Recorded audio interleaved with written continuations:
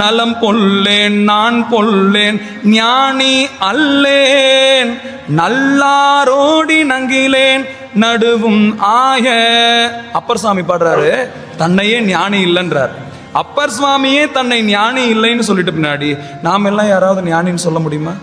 சொல்லவே முடியாது. அப்படிப்பட்டவர்கள், இறைவனால் ஆட்கொள்ளப்பட்டவர்கள், இறைவனுடைய திருவடியை சூட்டி கொண்டவர்கள், இறைவனுடைய அருட்காட்சியை பார்த்தவர்கள், இறைவனுடைய நாமத்தை எந்நேரம் சொல்லிக் கொண்டிருக்கக்கூடியவர்கள், இறைவனுடைய வார்த்தையை கேட்டவர்கள், இறைவனால் சொல்லெடுத்து கொடுத்து பாடியவர்கள், அவர்கள் தமிழ் பதிகங்களால் இறைவனையே கட்டி போட்டவர்கள், அவர்களுடைய தமிழ் பதிகங்களால் இறைவனை இந்த நில உலகத்தில் பூத உடல் தாங்கி ஒளி உடலாக இருந்த இறைவனை பூத உடலாக்கி இந்த உலகத்தின் நிலம் தோய அவர்களை நடக்க வைத்தவர்கள்.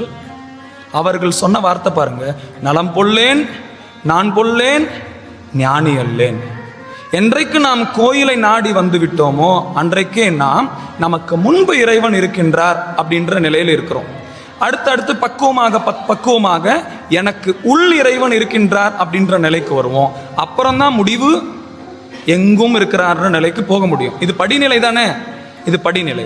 அப்போ எனக்கு முன்பு இறைவன் இருக்கின்றார் நாம் இங்கே உட்கார்ந்துருக்கிற வழிபாட்டில் அப்படின்னு சொல்லும்போது, அவருக்கு பூசை நடக்கும்போது நாம் எழுந்து போக மாட்டோம்.